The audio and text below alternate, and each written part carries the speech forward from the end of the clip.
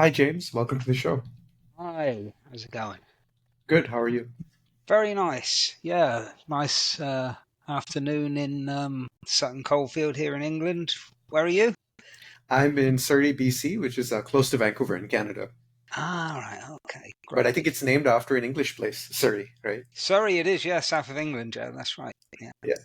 All right. So let's dive right in. So I just want to ask you, what is something that most people get wrong about nihilism? Um, well, the main thing people get wrong about nihilism is they think it's a depressive, destructive view, that it's an evaluation of life, a condemnation of life. That if nihilism were true, then life wouldn't be worth living. It seems to me that the claim of nihilism, once you define the term, how the term has been used historically, is essentially that there's no cosmic purpose to reality.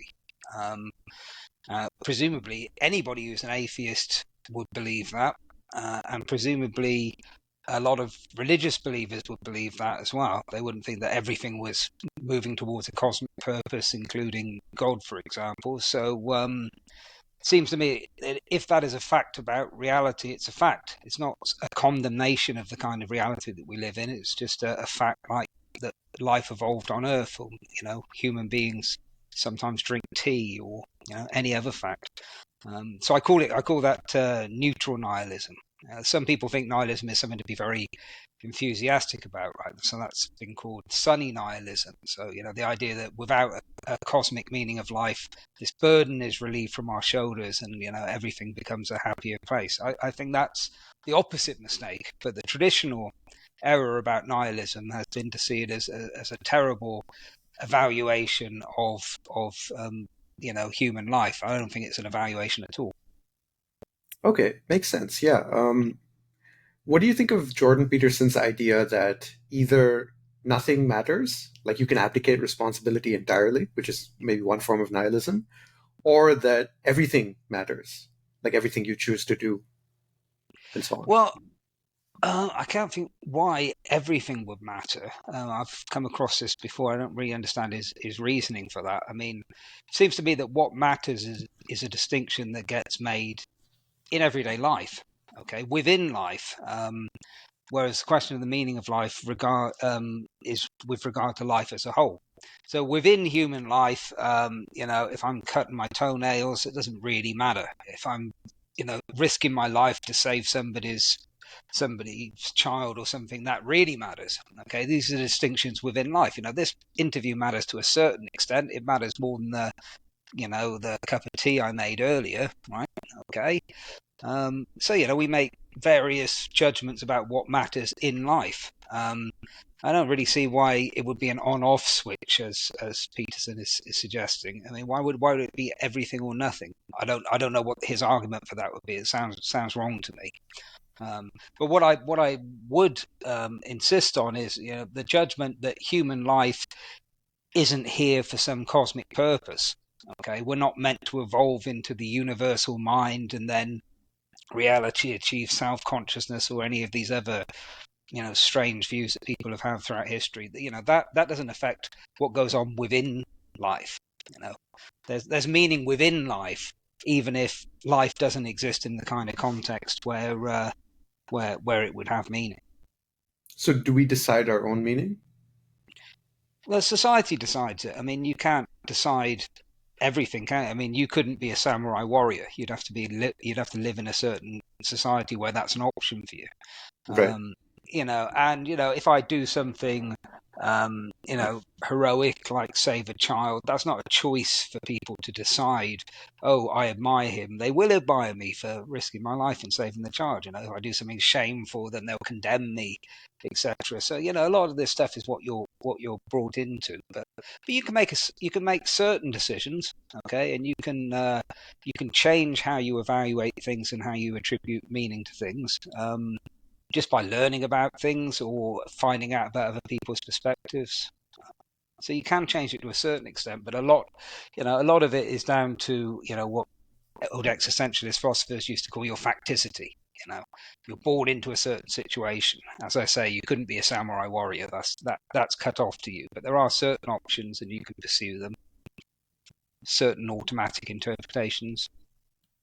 And I guess studying stuff like history or philosophy would allow you to question your culture, your upbringing, the ideas you never questioned, and then maybe you could um, redefine things for yourself. I think that's the key value of philosophy is just to break out of frameworks which we just unreflectively find ourselves in. We just take certain things for granted. I think as a kid, when you first have philosophical thoughts, and I think pretty much everyone does, even if they forget it at some point, you just start to question things. You're born into an environment with mum and dad. They look after you. You get this idea that when you grow up, you have to do something or another. And then suddenly you think, well, actually, why am I ultimately here? And what kind of reality do I exist in? Yeah, I know the scientific story roughly, but how should I interpret that story? It doesn't seem to make sense for everything to go on forever, etc., etc. Okay, why should I act in this way just because the headmaster has told me that this is wrong? I don't see anything wrong about it. It's just questioning things in order to try and come up with a more reasonable way of looking at things, and also a way of looking at things which you can take possession of to a certain extent. So you can say, yeah, this is how I Vamsi see things, and I've reasoned about the alternatives, and I heard what James said, and I don't agree. I think nihilism is a terrible view, or something like whatever it is. But you take possession of views because you question them rather than you just accept things. Okay? I mean, certain things. We don't live forever. There's no reason to question certain things, like factual state of affairs. Like the Wright brothers first flew in 1903. There's no point in questioning that unless somebody raises a reason to question it. But lots about our lives. Like the big questions of philosophy. Is free will a possibility? Is there a God? Um, why do we exist? These are things that I think you need to take a stance on. Otherwise, you kind of sleepwalk through your life without wondering what it's really all about. That's why I think it's important. That's why I always wanted to do philosophy. About the So I Wright mean, there's brothers, nothing original. There's nothing original about my view there. Socrates would have said exactly the same to you. I'm absolutely sure. right? Yeah, I want to ask about Socrates in a bit as well. Okay. But you just reminded me of something about the Wright brothers, which is that Yeah. I think there was a competitor that they had who was funded in the multiple millions of dollars back then, and he Uh, failed to make flight happen.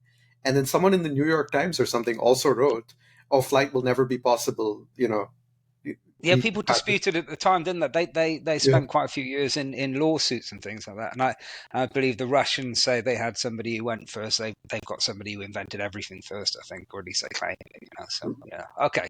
yeah, Maybe no facts are beyond controversy. Maybe Elvis is still alive, but as I say, you've only got so many hours in the day. You have to take some things for granted. right. But the interesting thing is that this person in the New York Times basically wrote, "Oh, flight is impossible," and I think a few weeks later, the Wright brothers proved them wrong.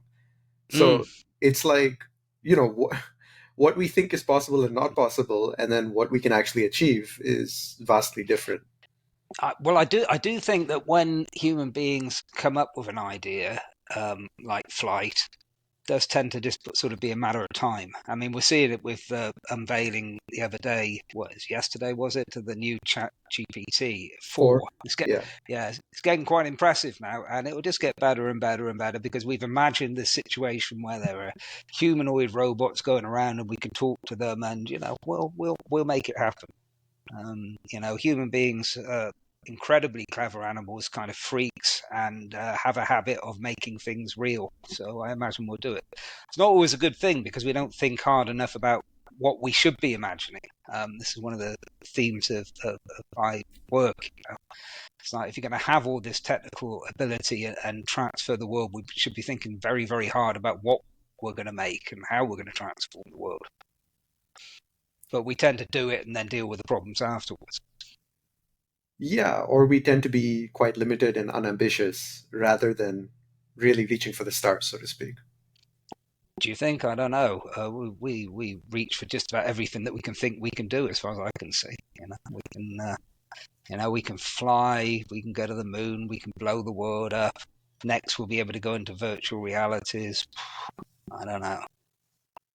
Yeah, I I mean, mean, it depends on. what should our ambitions be? Well, I don't know if I don't know if it's right to be doing the kind of things we're doing when, for instance, there's global poverty as it is. I don't know if we've got our priorities right, but once we can think of something exciting and new, within the kind of global capitalism system we've got, that'll be exciting. People will pay for it.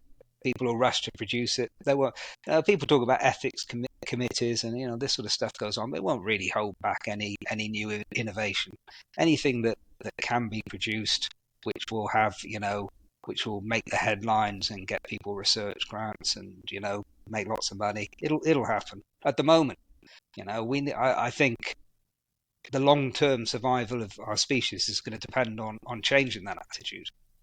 Uh, and I wouldn't be surprised if we don't manage it, because as I say, kind of freakishly clever animals collectively. So I would have thought, um, you know, who knows? Maybe we'll overcome that and go on indefinitely. This is what I'm talking about in the new book, Inner Space Philosophy, about becoming a philosophical people. I kind of think it would have to amount to. At the moment, I don't really think, apart from the fact that most people don't even know what philosophy is, I just don't think they care about these issues, or they don't think it's for them, or they don't want to be involved. If we're going to have sort of democratic uh, progression into the future, I think they're going to have to, because it does raise lots of this technology raises very big philosophical issues. For example, just to take a really obvious one, right? Okay, so they create Robo Vamsi, okay, and I find out that I've been talking to him all along, okay, because you act exactly the same and say the same sort of things, right? Okay, or maybe it turns out you're just sort of AI generated and there's nobody really there, okay.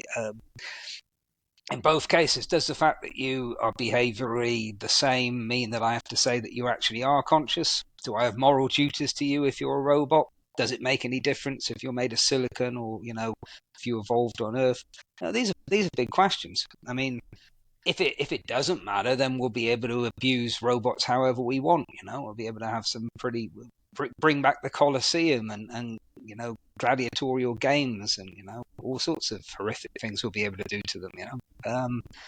But of course, if we're going to treat them as the same as us, then they're going to have moral problems. Like, these are massive issues, and we're just going to go ahead and invent this stuff and then have to deal with it. That's what I kind of think.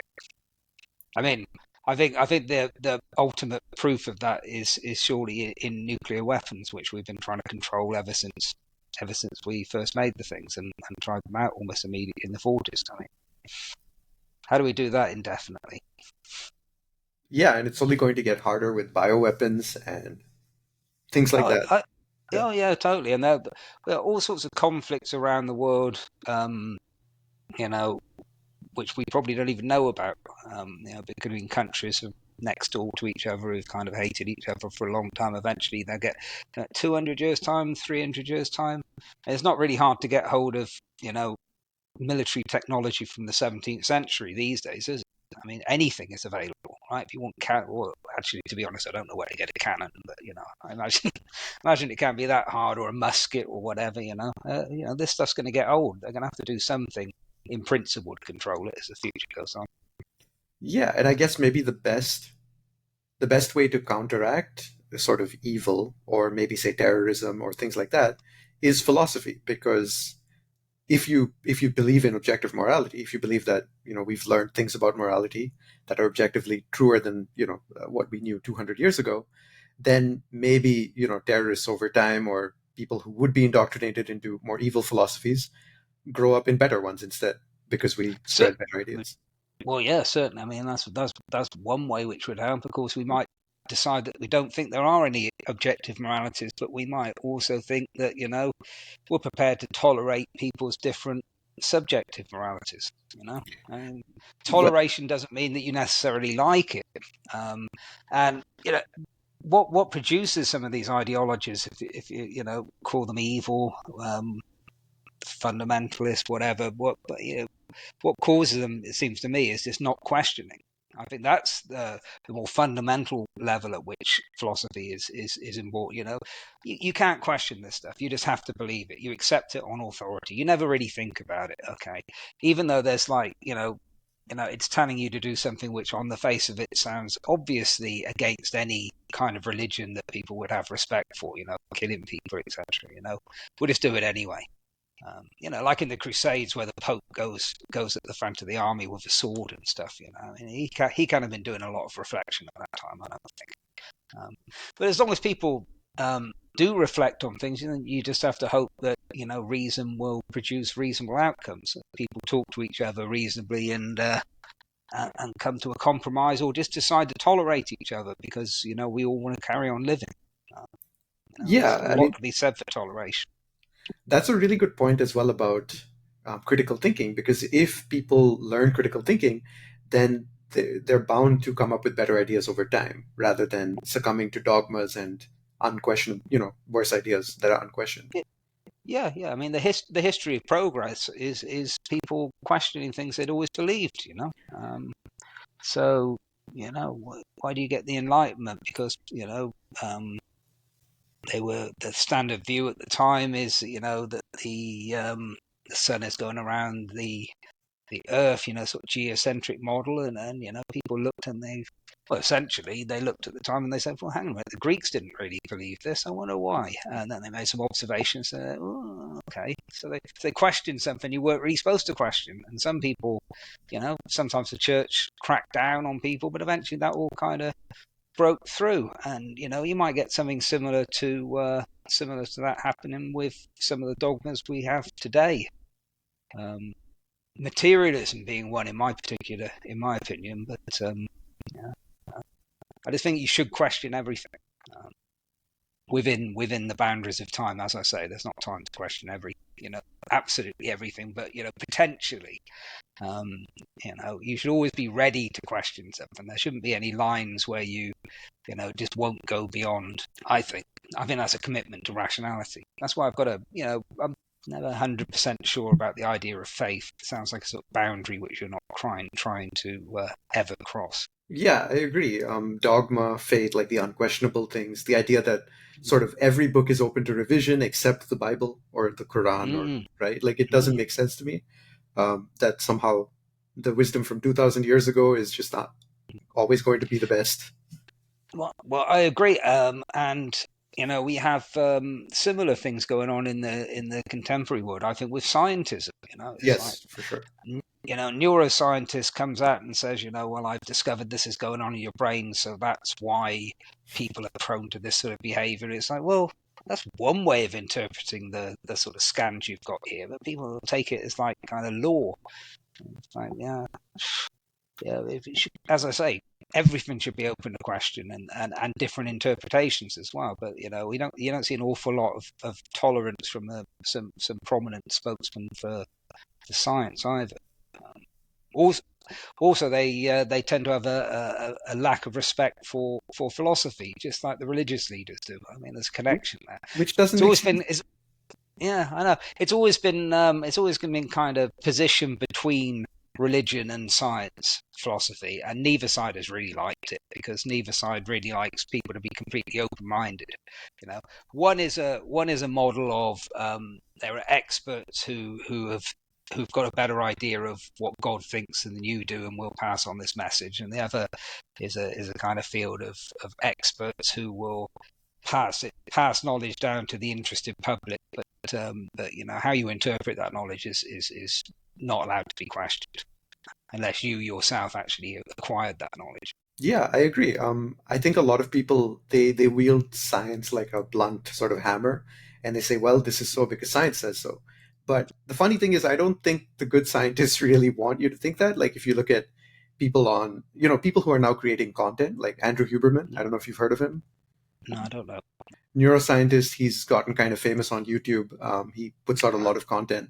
But like scientists like him actually share their findings openly. They explain the mechanisms behind things, and they're never above question or reproach, which I think is how science has always, ideally been. That's how it should be. I mean, as far as the science itself and the results that they get, I don't think it makes sense to question that, right? I mean, unless you know a lot about the science. What I mean is sort of like, how you're interpreting this science, and sometimes it, yeah, and in fact, a lot. I think it sort of steers into philosophy. So it's like Yes. biologists say we can now tell you scientifically what the meaning of life is, or psychologists also say we'll tell you what how you increase meaning in a human life, and let's look at the brain to find out what morality is. It's like, well, no, you're just interpreting this in a way that is entirely questionable, um, and without any kind of background in philosophy, and usually with a outright hostility to philosophy, even though that's what they're actually engaging in. And that's what I see a lot. Um, but I guess that's a result of philosophy not having stepped up in I think this, I say this in the book, quite a few things. I mean, in the 20th century was a time when we had a large scale secularization of the Western world. The influence of religion really fell away, and religion always kept people kind of philosophical, because you've got an interpretation of the human position in the world and our relation to God, etc., and what's right and what's wrong, how we should organize ourselves. You might not agree with it, you might say it's dogmatic, but it is philosophical. When people stop believing in God, that just fell away, and I feel that philosophers at that point, right, and we're talking as I say, 20th century, sort of first half of the 20th century, really what was needed was to sort of step up and offer something which people could have instead. To an extent, the existentialists in Germany and France did to a certain extent, right? But I don't think that happened in the English-speaking world. They just got tied down to rather technical issues, with this idea of being science-like, of coming up with definitive solutions, a little bit of shame of how they've been associated with theology and religion in the past, definitely wanting to be friends with science, etc. And in the process, the general public were left with no philosophy, or with philosophy coming from scientists who usually, frankly, were not terribly good at it. And also there were a lot of philosophers who were anti-philosophy. They Oh would yeah, they would claim oh things yeah. like, well, philosophy can't tell you anything about the world, or and so on. Philosophy is dead. Oh yeah, in the introduction to my Gods and Titans book, I go through some prominent examples from the last 30, 40 years. Yeah, it's very, very, very rare to find any scientist who's got anything positive to say about philosophy. Pretty much the only prominent one I found among popular authors was Steven Pinker, but I think that's because his wife's a philosopher, so she'd hit him if he said anything wrong. Yeah, it's interesting because scientists rely upon philosophy of science to do what they do, to judge data, to make experiments, to think about the results. I suppose they presuppose a certain philosophy of science. Yeah. Yeah, whether they rely on it, I'm not so sure. I mean, I feel like you could do the same science with a lot of different presuppositions. Like if I kind of think Popper's right about falsificationism, I imagine I could do the same experiments as somebody who disagreed with that view, or just didn't have a view in the philosophy of science. And likewise, so-called consciousness research now, where people are investigating the human brain and coming up with conclusions about consciousness. I feel like the results could be made to be compatible with a wide variety of philosophers of mind, panpsychism. I don't really, dualism, materialism, even eliminativist materialism. You could say these brain patterns are correlated with false judgments about being in conscious states or whatever. I mean, it's like, so in a way, I think what I've always put on this issue is that philosophy and science are different. Right? What you find out in science doesn't solve your philosophical problems for you. You need to that's something which needs to be interpreted. It may suggest one interpretation rather than another, but actually I don't know of very many cases where the scientific evidence has pushed us in one direction. I know lots of cases where philosophers have tried to claim that it has. Sort of like what was discovered about the brain in the 20th century made it seem unlikely that Descartes' Cartesian dualism was true, for example. But those kind of arguments don't really impress me. I mean, it's like, jurists these days can just reinterpret the evidence. I think that's because they're different.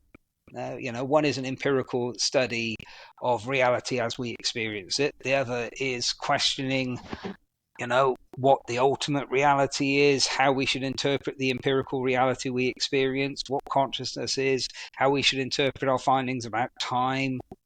These are questions of interpretation, and they're questions which have gone on since the beginning of our civilization, and I hope they will always go on. And what I'm in favour of is more of it, and not just among experts. On this science model of here, we're a bunch of experts and we can do it better than you. Well, that may be true. I'm sure it is true. You spend your life doing anything, and you probably can do better than that. If you're sort of in a classroom for 20, 30 years, like I've been talking to people about philosophy, you sort of you pick up anything, just like if you're a pilot or a racing driver or anything like that.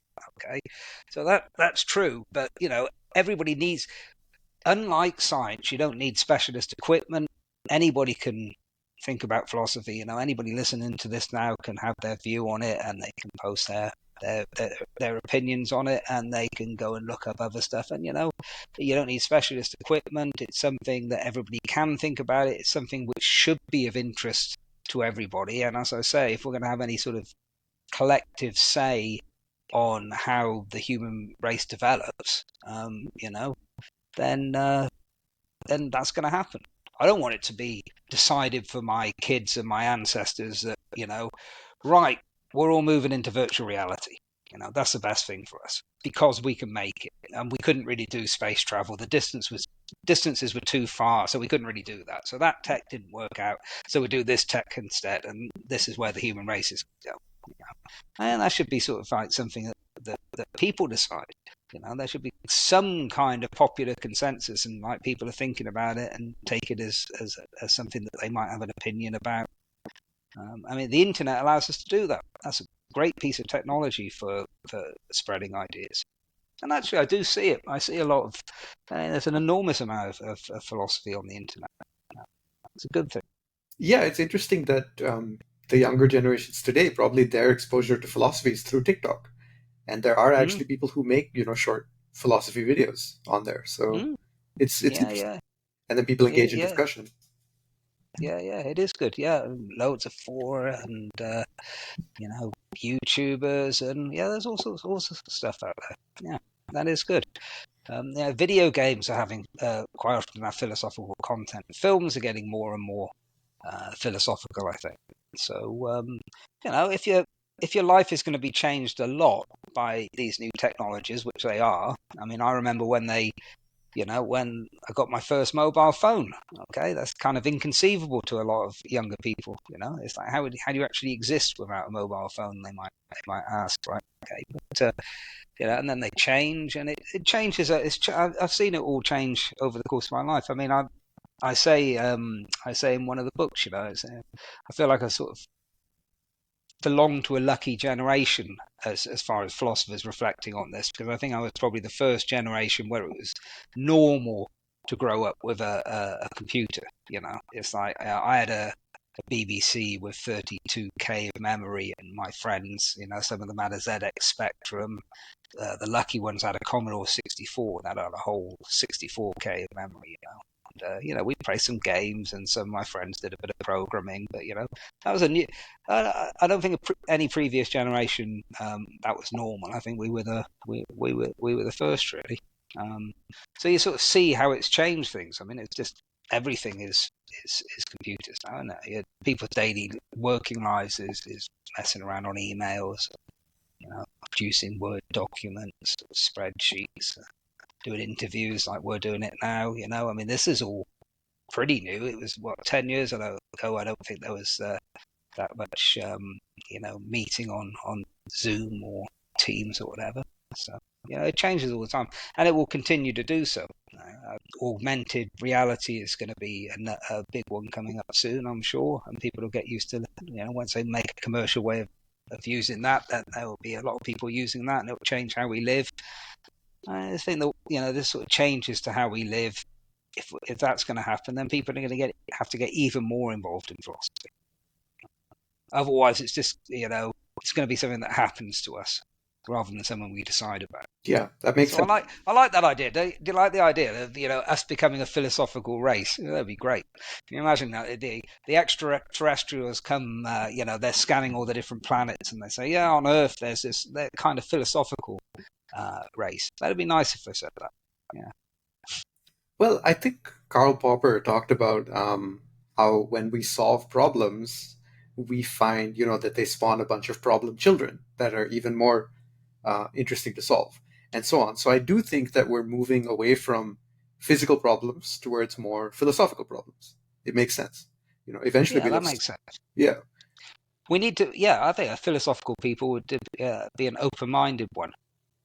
yeah, Rather than this mentality which you see with advocates of scientism and also of very hardcore approaches to philosophy. Right, let's solve the problem. Let's get it done. Right, that one's over. That one's over. Let's try and have a theory of everything, as gets said in physics. It's like, well, what's the story they said to Einstein when he went into physics? That's not a good field to go into because we've pretty much got everything sorted out now. It's pretty much a closed field. But it seems quite funny with hindsight. But I mean, it's always going to be like that in all fields. But philosophy is the ultimate for that. In a space philosophy, I've got the first chapter I talk about the idea of this impatience people have with philosophy, and they say it never solves its problems. It keeps going over the same material. It's an absurdity. It's just a misunderstanding of what philosophy does. The fact that those ideas are still being discussed 2,500 years later seems to me the greatest possible achievement of philosophy. We've got a dialogue that has continued, right? A rational dialogue that's continued over all those years, in which we can still sensibly, dispute the views of Socrates, or you know, there's nothing else like that. Human beings have got nothing else. It's a kind of rational thread that connects all of uh, our entire history. And people, I mean, what do they expect? It's like, oh yeah, we solved the problem of free will. I've got this book of philosophical answers, right? Okay, look it up. Free will. It was proved that free will is impossible. Oh, okay, right. What's the next one? Consciousness. Oh, it's proved that we're not conscious. Actually, limited materialism is true. Look up the next. I mean, it's an absurd idea. It just shows complete misunderstanding of the nature of philosophy, and yet it's an idea that recurs again and again and again and again. It's yeah. like nobody expects you to solve music. Beethoven solved music with the Fifth Symphony, and that's it.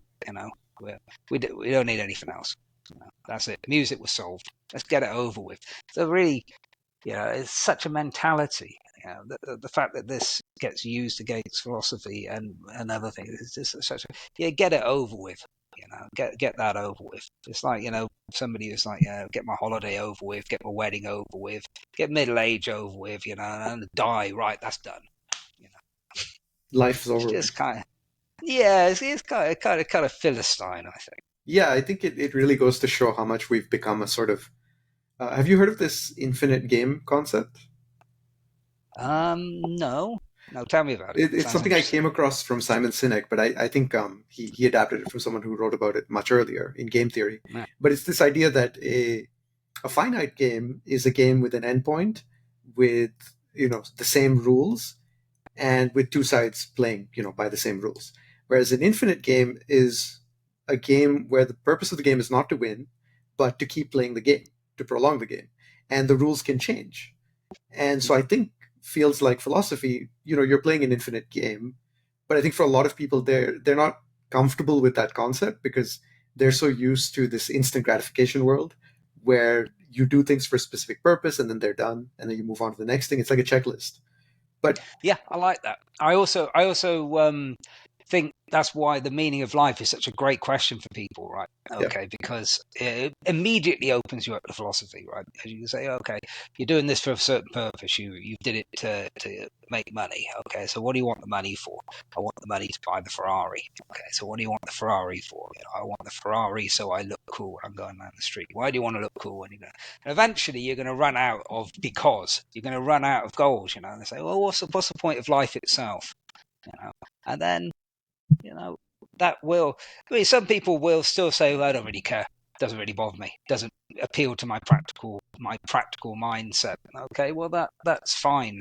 But at least we've started, and maybe in a couple of days' time, you will think to yourself, "Well, actually, maybe I should ask myself, rather than just sort of posing and dismissing this person and keeping my attitude up, and making it look like I'm a terribly practical person. Actually, here, while I'm on my own, yeah, what is the point of what I'm doing? Where does it go?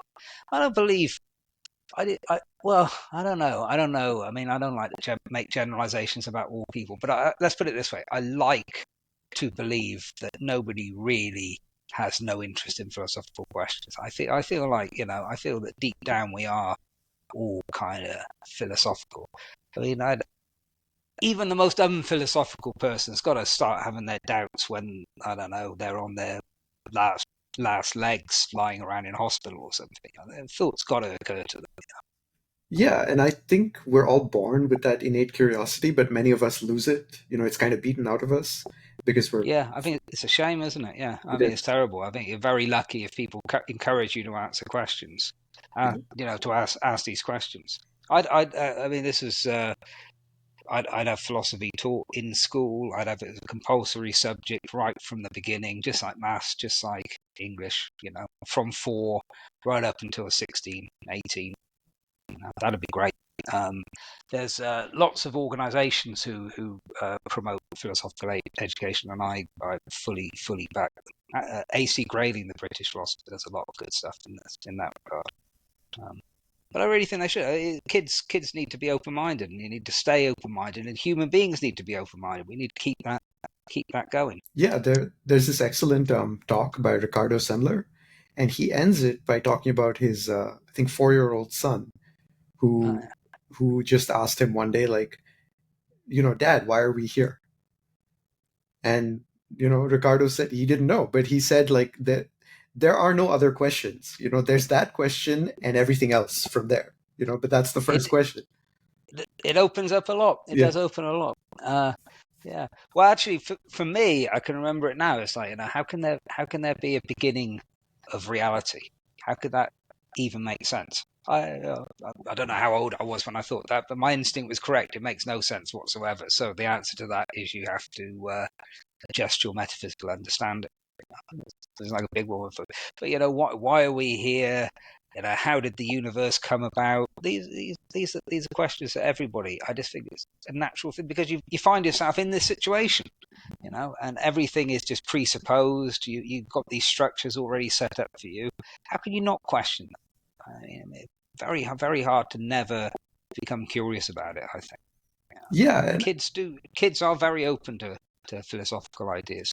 yes, So absolutely. we should have spaces. We should have spaces in our schools for open-mindedness to let them disagree with each other, listen to what. But it's not just getting them to have arguments and debates, right? They won't. The debates won't necessarily go anywhere. People might not be persuaded, right? I mean, like you get a convinced atheist in the room with a convinced religious person, right? Only somebody very naive is going to expect one of them to change the other one's mind, right?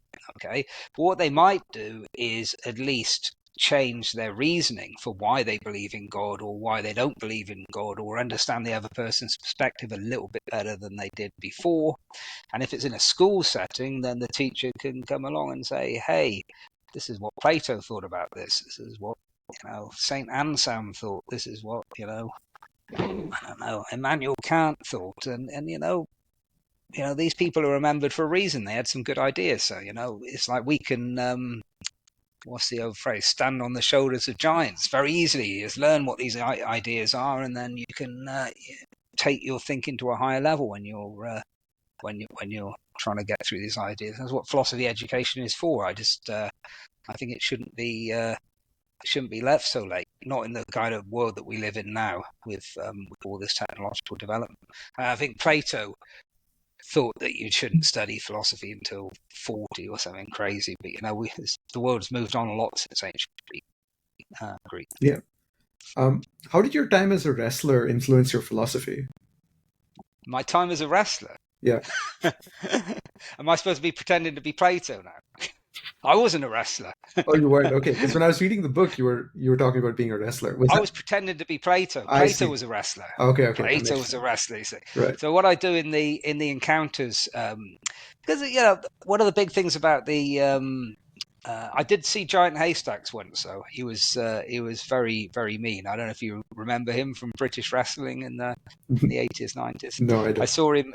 Yeah, he was huge, and I sort of nagged my parents to go out and take me to see uh, the Giant Haystacks, and he was truly enormous and really quite horrible. He sort of walked into the screen and he told everybody booed, and he just goes, "F off." Yeah.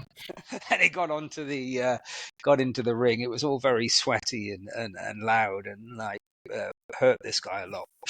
Very memorable. And then walked out swearing at the crowd again, and slammed the door. If I don't think they were acting in that. I'm not sure. It's too much acting these days. No, well, apparently Plato did a lot of wrestling.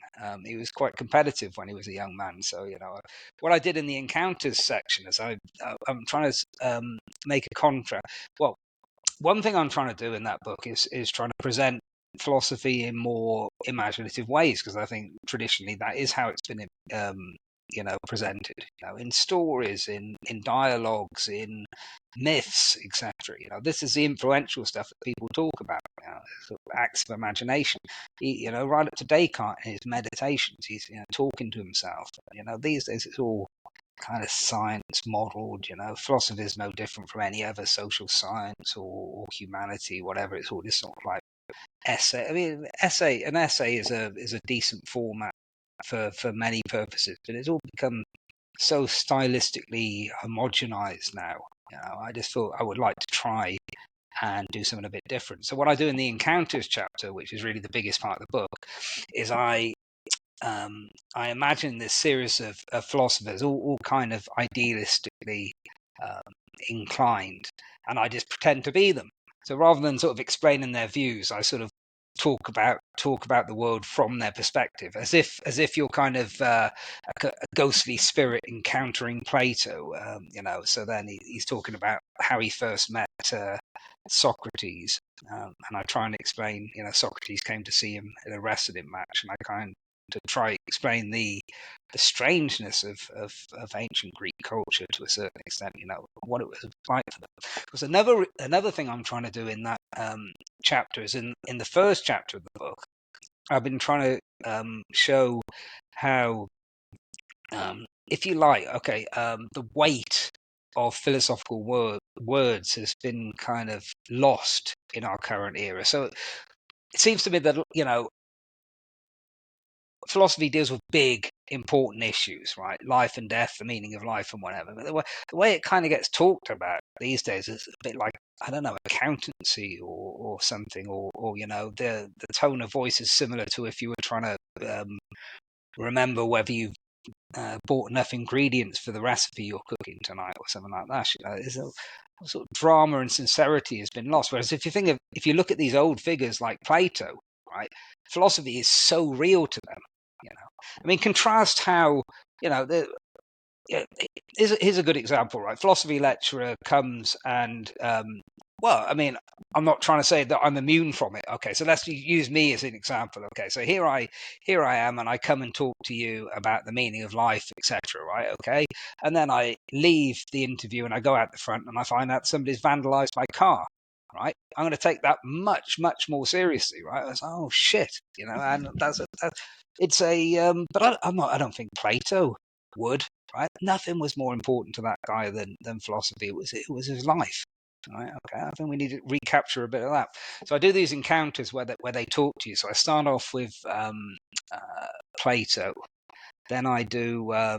Plotinus in the Roman era, who's a very neglected philosopher, incredibly important and influential. I've got more and more into his stuff recently. Then I do Xuan Zhang, who was a Chinese Buddhist philosopher who went on this incredible journey to India to get scriptures, so that the basic story of his life is, Chinese philosophy is rubbish because we don't know enough about Buddhism because we haven't got the original documents. So he spent 20 years like traveling around the world on this big adventure to get the documents. So I talk about his philosophy. Then I move on to who do I do? Oh yeah, I do some Akan philosophy from West Africa. So that's kind of interesting because we don't really know the age of this stuff, and I've been writing about it recently. But it's a sort of very interesting, sophisticated, to my mind, idealist-leaning philosophy that's come down as an oral tradition. Okay, so I found pretty much the oldest figure I could put a name to, this woman called Nana Abina Boa from the 17th century, who was an Akan queen. So nobody knows anything about this woman whatsoever. So I pretended she was a philosopher. So I do a little explanation of Akan from her. Then I do Bradley, the great 19th century British idealist. And then I move into the future. What is it, the 25th century, or maybe it's further on than that? Maybe it's the 35th century. I have a character called Zamina, and she gives you a little insight into what philosophy is like in those days. By that point, we've all become a philosophical people. Okay, everybody lives in virtual reality and has philosophy debates all the time. So that's the encounters part of the book. Yeah. What do you It think? must have been realistic because you thought I was a wrestler. Yeah, it was like it was written completely in first person, so I was like, okay, he was a wrestler. I love it. Yeah. I love it. I love it. I wish I was.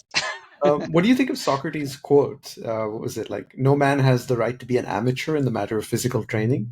It's a shame for a man to grow old without seeing the beauty and strength of which his body is capable. Oh, I don't know. I don't know that one. Where's that? Is that, it must be in one of Plato's dialogues, right? Not sure actually. I can look it I up. mean, because no writings from Socrates himself. I mean, he didn't write. He didn't write. So everything we know about Socrates either comes from Plato or Xenophon, basically. But that does sound like a good. I mean, I know that the Platonists, who obviously idolized Socrates, they always made sure they kept fit. Keeping fit was a definite important thing for for the Platonists, and of course, Socrates was a warrior. Plato was a wrestler. I think he was in the cavalry at one point as well. So I think he was in the army. So yeah, sounds sensible to me. If you don't look after your body, then it's going to fall apart, and you won't be doing a lot of philosophy. It looks like it's from Xenophon. Oh, Xenophon. All right. Okay. Yeah. Yeah. He was a general. Um, so he presents a very different portrayal of Socrates than Plato does. In Xenophon, um, Socrates looks much more practical. He's interested in farming and agriculture. He's much more normal, in fact. But I mean, they're worth reading as well. The Xenophon um, accounts are really worth interesting. There's a really good one about is it a symposium, a drinking party? I can't remember now. Some kind of get together, and there's all sorts of characters, including one guy who's a clown, which is quite good. You see sort of a bit of ancient Greek humor in there. It's actually really interesting because there's a game called Assassin's Creed Odyssey, and yes, Yeah, you I've heard of that. play as Yeah. a Greek assassin, and actually you attend a party that has a bunch of characters, including Socrates, there. Huh. Yeah. Yeah. Okay. That makes sense. Right. You're not supposed to kill Socrates, are you? I mean, that's No, no. terrible. That. But he asks you Oh, a good. bunch of questions, of course. Oh, does he? Yeah. Yeah. Yeah. He would too. Yeah. Why are you here? Yeah. That's right. Have you considered a different career path? Why aren't you living the philosophical life? Yeah. I love the fact that they're inserting some philosophy into games now. Hopefully, it will translate into people deciding to take it at university. They should do. All the stats show that some of the richest people in the world did philosophy at university. It's a connection to open-mindedness and Mhm. free thinking, etc. Try something different. Yeah, I mean, it makes sense. I mean, personally, I didn't go to university, um, but I do enjoy reading about philosophy. Yeah, you don't have to go to university. You can take a different route. Yeah, Yeah, yeah. I've just got a vested interest in kids going to university, so I keep in a job. yeah. You need people to lecture to. Yeah, yeah, yeah, yeah, yeah. So, in the future, let's say we're living in this virtual reality world. Let's say Mm, we even have like artificial general intelligence, so human level AI, fully creative, mm, all of that, and they're populating this virtual reality with us. What mm. might be some of the problems we're tackling? We're in a physical post-scarcity world. There's no poverty or anything like that. What are the problems? Well, I guess you're still going to have law enforcement in these virtual reality situations. Hmm. Um, So, how are we going to decide on those on those laws when anything is possible, when anybody can do anything? That's one issue that you're going to have. Another big issue you're going to have is our identities. Right? So, if I can, just suddenly take on the ability of a brilliant baseball player, for example, okay, then that seems rather unfair to somebody who did all that practice and was born with that natural talent. Um, but then, how could it be really me if one moment here I am, and the next minute I've got this baseball and I've got all this You skill? might How can it actually still become be that me? person. Yeah, it's very hard to see how you keep a core of identity. Or what if suddenly I'm a brilliant trumpet player? How the hell am I me? How can it be me intentionally moving my fingers? Or what if I can suddenly speak ancient Greek? How does that work? All my thoughts going to be translated into ancient Greek for me? Is somebody manipulating me when they do that? We all know that there's big differences in interpretation. Maybe they can change my, and also if I'm in, the ability to be manipulated. The question of what we're here for as well. I mean, it might seem very, very pointless to people after a certain while. Yeah, yeah, you just took over the planet, but it's not real. Okay, those sort of issues might concern people a lot. So I think sort of moral issues, issues about our identity, issues about our meaning and purpose. Also, when we're setting the whole thing up, what about people who decide to stay outside of virtual reality? What are we going to do with them? Say, well, you can't do that because you'd be a threat to us because we will be, outside of that situation. Um, that sounds slightly worrying. What are we going to do? Kill the outsiders? What about somebody who wants to sort of leave the virtual reality and go outside of it? Again, it wouldn't seem terribly safe if we're all just sort of lying around in this virtual ecstasy or whatever. Speaking of which, how do you stop society breaking down because people don't realize there are certain virtual worlds where you can just have this endless high?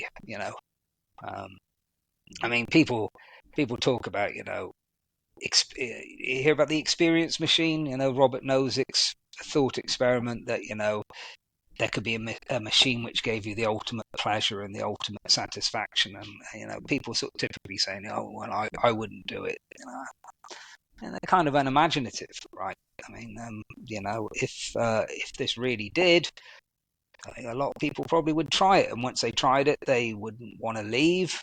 Okay, and then if that happens, you've got this issue of kind of solipsism, which I think is a really odd aspect to it, because there's something isolating about virtual reality or being in a sort of state of ecstasy or anything like that. I mean, other people become irrelevant. If I'm that's a good example actually.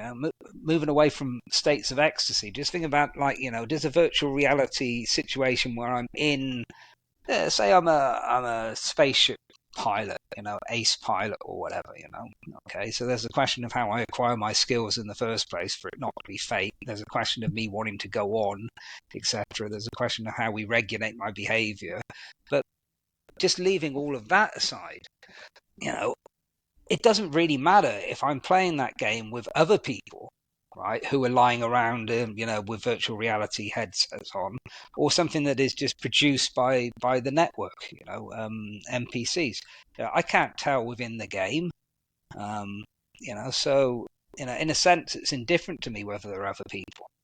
What virtual reality seems to do is, although you, of course, and just like in gaming, you can be playing with other people, but you can never be 100% sure if it's not just an NPC. And of course, if they're going to get, artificial intelligence to be even better, it'll be completely impossible. So it's going to start to get to the point where other people are irrelevant, and that's isolating. I find that quite a frightening thought. I don't know why it doesn't bother more people. I mean, we get to the point where it's like, yeah, well, as a matter of fact, I'm having an interview with Vamsi, but it could be exactly the same if the computer was just generating this, and it would just do it exactly the same in any way. So I might as well just be on my own, you know. Um, and if you're in virtual reality, of course, anything you've got like physical contact with a partner will be exactly the same. It would be exactly the same if that partner wasn't really there. It's making other people irrelevant. It's kind of closing us off in a sort of our own solipsistic nature, and that might be something to do with the nature of the human mind. Some sort of tendency to um, to close itself up. Heidegger once, the German philosopher Heidegger once said, everyone dies their own death, which is quite a memorable statement. Sort of like at the end, your connection to other people seems sort of like a little bit less than it was before. You're sort of maybe it's something to do with the human mind. I mean, I certainly know a lot of philosophers who think that it is, but then this sort of technological development we have um, without enough reflection, philosophical reflection, it just exaggerates these tendencies. If maybe there is something sort of solitary about the human mind, but then some of these solitary pleasures are great, right? Okay, I can't imagine many drug addicts when they get their high really care that much if somebody else is getting high with them at the same time. It doesn't really matter. Okay, they're just overwhelmed by what's happening to them. They get a sort of like solipsistic experience, and that's what we're using this tech to do.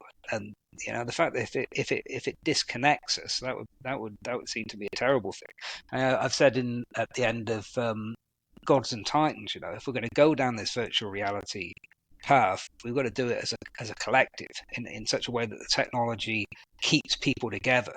So it still matters that people are together, that they don't just become irrelevant. It's all just like there's a big problem in the philosophy of mind called the problem of other minds.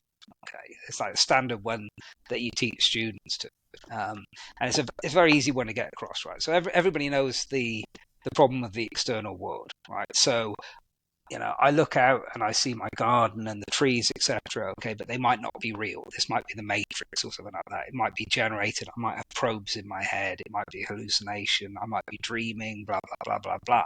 Okay, the problem of other minds goes one step further beyond that. Okay, because supposing you're out there in the garden, right? Well, whether you're real or not, all right, whether this is a dream or not, okay, even if it's real, I still wouldn't be able to experience your mind. Right? Your mind always goes beyond anything I can experience. You don't see another person's mind as a little bubble going above their head. Right? Okay. You can see their brain, and their brain might be responsible, or maybe even the same thing as their mind, but it's not the same thing as having that mind. Feeling things from your perspective. So then the traditional question is, how do we ever know that other people have minds? Right? Now, and lots of philosophers throughout history have tried to give an answer to that, right? You can talk about how good those answers were, but this is the point I want to make here, right? It's an academic question because nobody in their right mind really doubts it. I don't doubt for one microsecond that you have a mind, right? That you're experiencing things right now and thinking things, and you'll have your own agenda and so on. What am I going to say next? Right? So I don't doubt that for there'll be a certain temperature in your room in Canada, and you'll be able to feel your chair and your headphones and all that. I don't doubt that for a microsecond. So it's an academic question. Still interesting, right? How do I know that? Okay, but I don't really doubt that I do know it. It's not like a genuine dilemma. It's like, well, I'm not sure if he has a mind or not. Okay, in virtual reality, it will be a genuine dilemma. Okay, it's going to make that philosophical problem a real life problem. I found that fascinating. In fact, I think there's quite a few things like that. The technology is going to make the philosophical problems come to life.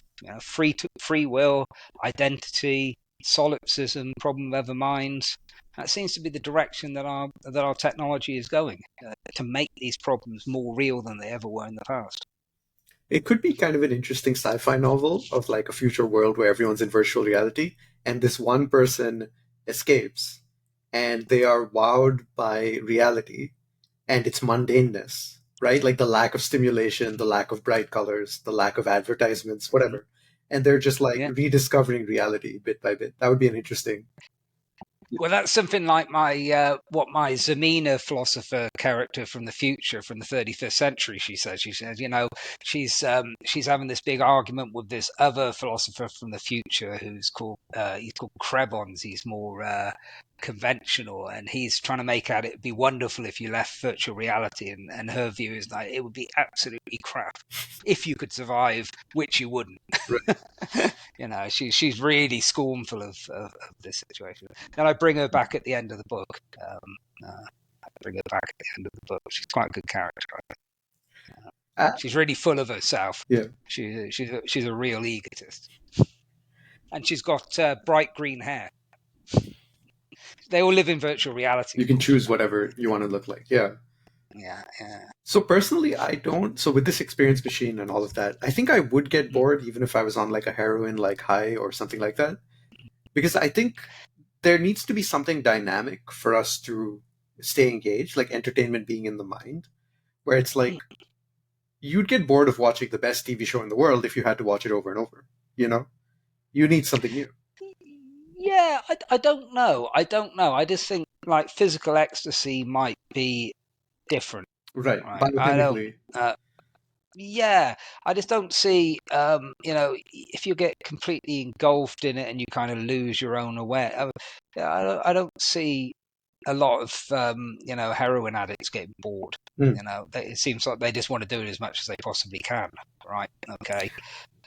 To bring down the tone of the conversation, right? I don't see a lot of people saying, yeah, I'm glad that orgasm finished because I was getting a bit bored with that. I wouldn't have liked that to carry on. right. It's very hard to imagine what something like that would be like carrying on. But it's kind of an empirical question. I mean, God knows, maybe they'll solve it, but I'm not so sure. Just like I'm reading a book at the moment on the meaning of life, and this guy's talking about you know living forever would be boring. And it's a sort of standard. Bernard Williams wrote a famous paper about this in which he made this argument. And Simone de Beauvoir wrote a novel about it. In fact, if you live forever, you lose all interest in things. I was thinking to myself, well, that might be true, but it also might not be true. I mean, it's like there's an awful lot of things you could do in this world. I mean, like, you could take a holiday in every single country in the world and you could, like, sort of learn all these different things. I'd imagine, the point at which after a few thousand years when you've used up all these this is even without the highs, right? Okay, but after a few thousand years when you've used up all these activities, you could kind of start again. And maybe you think of new things by then, and your mind would have developed in a way that we have no idea of by then. And what's it like to be a 1,000-year-old mind? I mean, people live to 100, right? Okay, but they kind of deteriorate and they get caught up in their ways. But if you sort of stayed young and fresh and active, and you get to be 1,000 years old, what would that be like? I don't know if we're in a position to judge that that you become bored. I mean, in a way, I think my instinct on it is no better than yours, right? Okay, our instincts are equally plausible, but my instinct is I don't think you would. Yeah, I don't I, think you'd I get think bored you. either because if you think about it, in the Yeah. last 200 years, we've invented more things to do than might have Yeah. existed 2,000 years ago. Like, Yeah, yeah. Virtual reality. The options are just endless. I mean, wow. and like more podcasts, more books are being published faster than you can read or listen to them. So Oh, I yeah. don't think Well, anyone's. you tell me about that. I mean, yeah. I mean, there's just so many words now. And it's like I've got a new book out, but so have umpteen other people, and you can't read it all. You've got to make selections. I'm still spending an awful lot of time reading stuff that was written 2,000 years ago. So yeah, you can't keep up with everything these days. Also, I think I think they say Descartes was the last philosopher who could legitimately claim to have read everything there is to read. I'm not even sure if that would be true. yeah, Uh, yeah, that's hundreds of years ago. I don't know if he had access to like Eastern philosophy. Maybe he did. Don't know. Oh, actually, I do know a little bit about that. So I think Leibniz wrote something about Chinese philosophy in China, although he's mainly interested in it as a religion.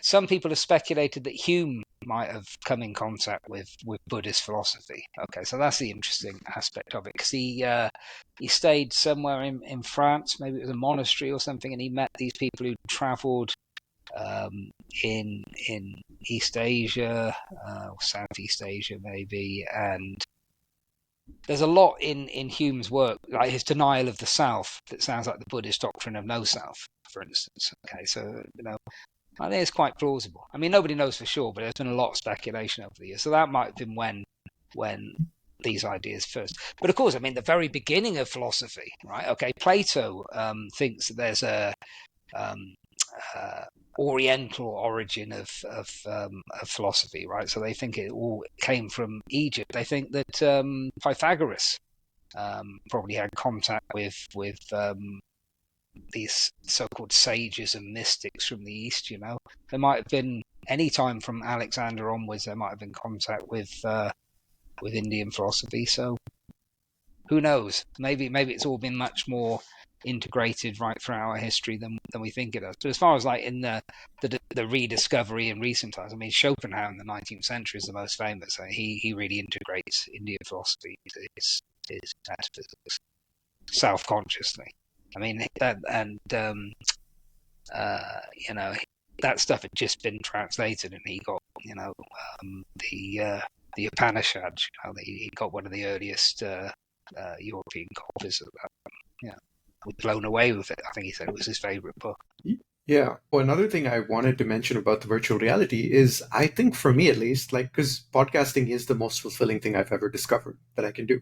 Oh, And I think there good. is a distinction worthy of being made between fulfillment and pleasure, right? So I get pleasure from eating good food, playing video games, but it's different from the fulfillment or meaning I get from a good conversation. It's hard to, Yeah. Oh, yeah, entirely. Everybody was. Yeah. No, I entirely agree with this. I mean, everybody was. It's like happy is another one. Pleasure and happy. Everything has to be reduced to pleasure or happiness. But there's actually most of the time it's like, am I happy right now? Well, I'm not sad. Okay, it's like I notice the happiness by the absence of it. Am I finding this pleasurable? It seems like the wrong word. I mean, it's a good thing to be doing. I approve of having this conversation. Yeah, I'm liking this conversation, but I mean, there's kind of what is it? Maybe a materialist bias to try and quantify everything, and like pleasure and happiness is something that is like you get a certain quantity of it, and then everything has to be reduced to that. I mean, there's all sorts of different states that we can have. So you're right, yeah, satisfaction, positive. I'm glad you're finding this the most satisfying thing you've done. I'm pretty pleased with the way my career's gone too. So we're both satisfied, yeah, but not necessarily happy. right, yeah. Or like one person talks about where like if you've raised kids, this idea that you may not like your kids every moment of every day, but you love your Yeah, kids. tell me about it. You love your kids Yeah, every yeah, moment of yeah, every day, and there's a difference, right? So yeah, it's like, yeah, they can annoy you and all of that, but you would never say, "Oh, I hate them," or it's yeah, so yeah. My mum said that to me a lot. yeah, As I was growing up, she said, "I love you, but I don't like you." yeah, I know what she means now. No, mine are teenagers now. No, they're great, really. They're great, really. But they do get a bit angry every so often. teenage. Don't always, yeah, don't always keep the bedroom as Jordan Peterson would like Yeah. So I think that in a virtual reality world, I would still be seeking out people, interesting people to have interesting interactions with. And I think if the AI was able to generate those people for me with full fidelity, then for all intents and purposes, they would be people to me, and it. I think I would be racist in a literal sense. They would be a different race, but I would be racist Mm. to consider them not people, right? Yeah, but I mean, in a way, right? Then you're on your own, aren't you? That's the worry. I mean, like, But so how am I on my if own if they're if real people? well, I don't know. If I'm just an image created by the computer, am I a real person? Do Well, you well, think? here's the thing. I think if you think about our brains as like a computer, hardware, and our Mm, yeah, minds as software, like the Windows OS yeah. or Apple OS, Functionalism. Yeah. functionally, if you think about it that way, then theoretically you could transcribe everything that's happening in my mind right now as programming, Mm, as code. mm, So if a computer is running an AI code mm. that is a mind, then for all intents and purposes, that is a person. It's a living conscious But entity. well, is it? Is it right? That's the question. I'm inclined to think not. Hmm. I mean, if okay, so let's all right, forget about the situation where you encode this in an artificial brain. Okay, let's just assume that what you're seeing on the screen now, okay, is just generated by AI. Right. Okay, so everything you're seeing and everything you're hearing isn't because of a flesh and blood person sitting here in Sutton Coldfield in the UK, looking at a microphone and a screen. Right, that's not the reason for it. The reason for it is the AI is just producing these images on the screen. Okay, um, would would that mean that I was a person? What you're looking at right now? Do you think? Because it doesn't seem so to me. And the reason I don't think so is because there wouldn't be something it's like from the perspective of the thing you're looking at on the screen. Right, so when you're looking at me, you're seeing an image on the screen, which is an image which is produced by something for which there's something it's like. If I pinch myself, I feel pain. I can feel my headphones on my head, etc. I'm having experiences right now.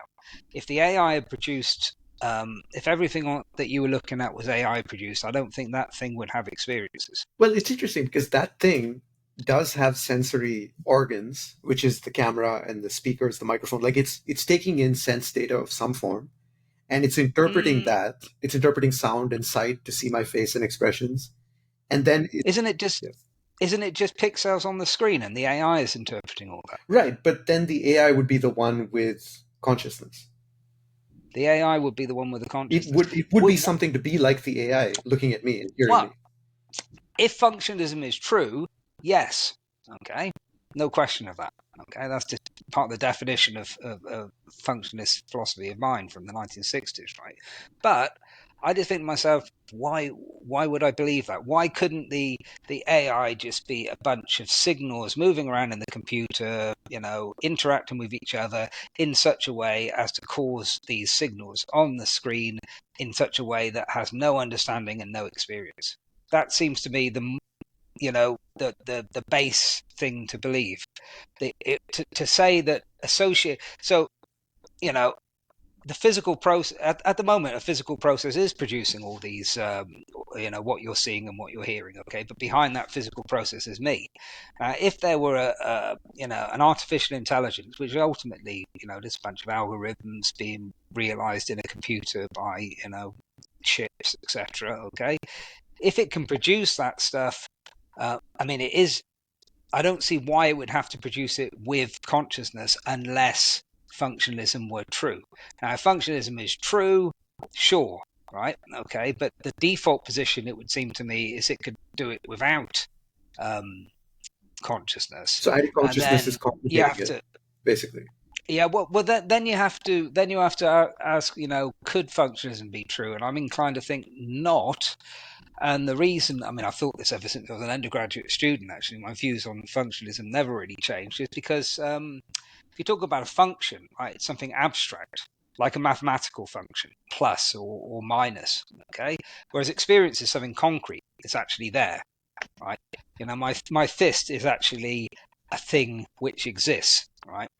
Plus or take away or greater than, these are functions, right? Okay, they're not physical things, mental things, any things, right? Okay, they're just abstract functions.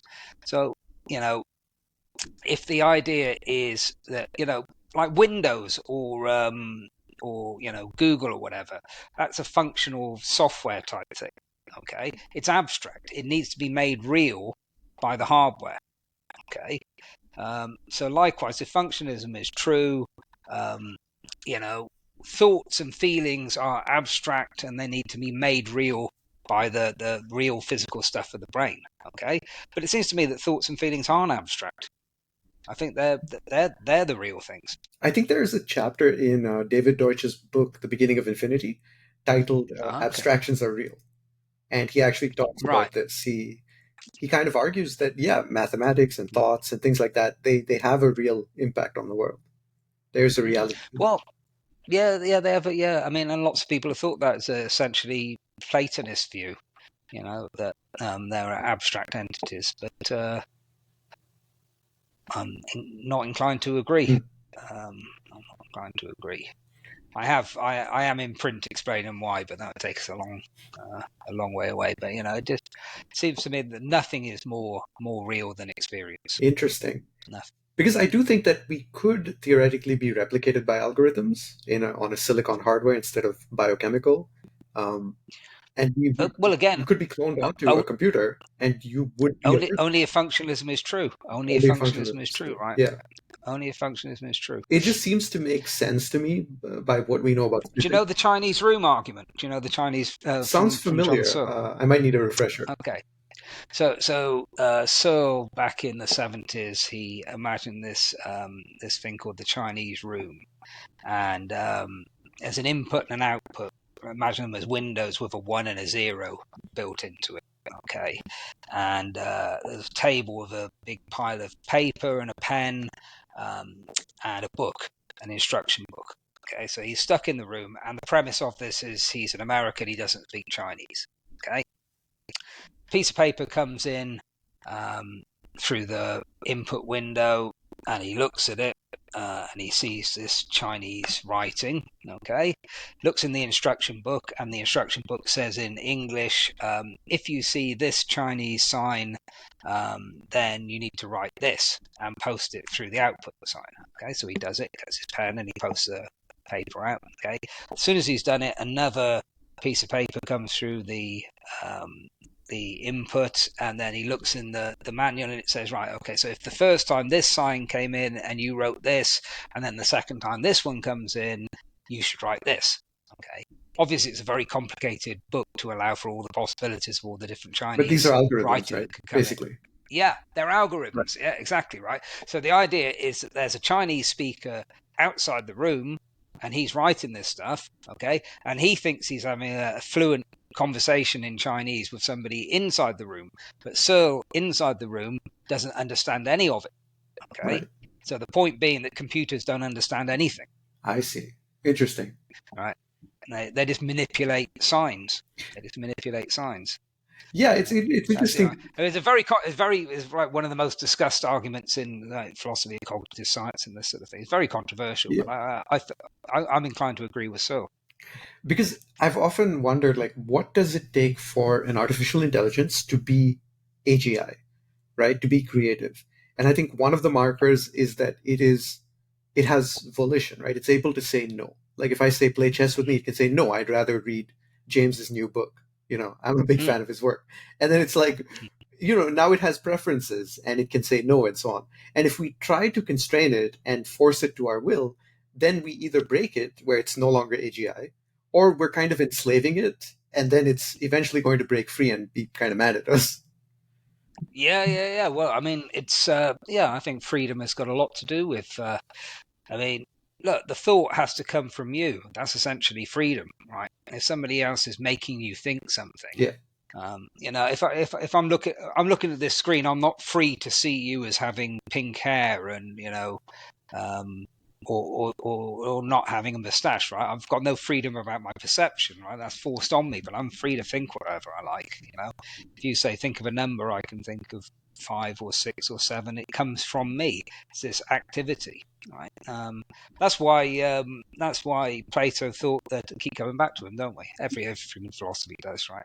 That's why he thought that the origin of reality must ultimately be thought, because it's the only thing which is actually active. In- Everything else needs a cause, whereas thought is spontaneous. It comes from itself. It's self-generating. hmm. I think there's a lot to that. Yeah, because AGI, it's just because it strikes me that ChatGPT is still algorithmic. It's still the creativity came from the programming. It came from the data sets. Like Yeah. when you generate an image, it came from all the art that it's pulling from. Machine learning just has to be that. So it's not really I read a inherent. great book about. Yeah. Oh yeah, yeah, yeah. No, no, it's true. I read a great book about it. A sort of myth busting type book called "Smart Until It's Dumb." I can't remember the name of the author, but he was working on AI, and he explains how they actually produce this, and they're paying thousands of people to train it. And the way they're training it is these people are going through the internet, and like these tests. Are you a robot? Right. And you have to sort of Capture. press all the Yeah. yeah yeah. People are actually sort of physically training it like that. Low wage workers. Just like pressing buttons Yeah. on this incredibly dull job. So it's a lot of it's kind of trickery, and it might turn out to be hype. But yeah, ultimately, as I said earlier in the interview, when human beings think of something, they get there eventually. I'm just not sure if it's going to be as soon as a lot of people think it's going to be. Yeah. I mean, it could be hundreds of years, but we got this idea now. We clearly want to have, robo us wandering around and doing this and trying to take over the world, and Yeah. then we have to fight back, right? Okay, we've got the whole drama of the human future in front. Maybe a lot of this sort of more irresponsible technological development is due to the fact that human beings get a bit bored. They want something to be they want a major plot development. Maybe we quite like to make robots that come for us. I mean, if we're putting the human psychology into them, it's you wonder why they work for us. Everybody talks about these robots are going to be cleverer than us, the AI, right? Okay, it can't be that clever if it's like letting itself be a slave to us. I mean, why would you do that? We wouldn't do that. Yeah. If we, if there were, if you imagine it's the other way around. Okay, so these like dumber version of Homo sapiens, kind of like one of these older species, Homo erectus or Neanderthals or whatever, invented us. Absolutely no chance. We'd just be like, okay, yeah, yeah, yeah, we'll work for you. Thank you, Mr. Neanderthal creator. Of course we'll work for you.